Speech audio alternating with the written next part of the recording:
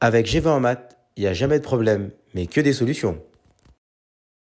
Nous allons ensemble voir l'utilité du théorème de Pythagore et plus précisément lorsque l'on cherche la mesure de l'hypoténuse. Donc pour ce faire, nous allons le traiter sur un exemple.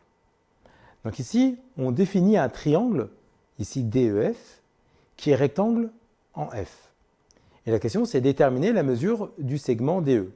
Donc on voit bien ici que l'on a un triangle qui est rectangle, d'accord, en F, et donc le côté qui est opposé en fait à l'angle droit, d'accord, c'est ce qu'on appelle l'hypoténuse. Et donc ici, on est dans un triangle rectangle et on cherche la valeur de l'hypoténuse et on connaît la mesure de deux côtés. Et bien ici, on va utiliser le théorème de Pythagore. Et donc pour la rédaction rigoureuse, on indique bien que DFE est un triangle rectangle en F, et d'après le théorème de Pythagore, on sait que le théorème de Pythagore dit la chose suivante, c'est que le carré de l'hypoténuse, d'accord, est égal à la somme des carrés des deux autres côtés. Donc autrement dit, ça veut dire quoi? Ça veut dire que l'hypoténuse au carré, donc c'est DE au carré, est égal à la somme au carré des deux autres côtés. Donc on prend le premier côté, donc le deuxième côté qui reste DF, qu'on le met au carré, et FE que l'on met au carré.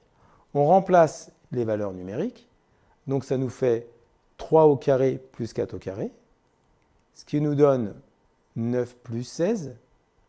On va réduire. Et là, on va faire apparaître la racine carrée pour déterminer la mesure de DE. Donc ça nous donne DE égale racine carrée de 25. Et donc là, lorsqu'on tape à la calculatrice racine carrée de 25, on a une valeur qui est exacte. Donc on met cette valeur-là. Si on avait une valeur approchée, en fonction de l'énoncé, on met ou pas un arrondi. Mais là, dans notre situation, l'exemple, racine carrée de 25, ça va nous donner 5.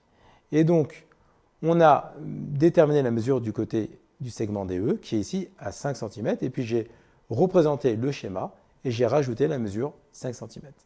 Donc en fait, le théorème de Pythagore nous permet de déterminer la mesure d'un côté. Donc ici, c'est l'exemple où on cherche l'hypoténuse, mais la règle fondamentale, c'est que vous devez avoir un triangle qui est rectangle, ça c'est fondamental, et il faut connaître deux côtés pour pouvoir appliquer le théorème de Pythagore.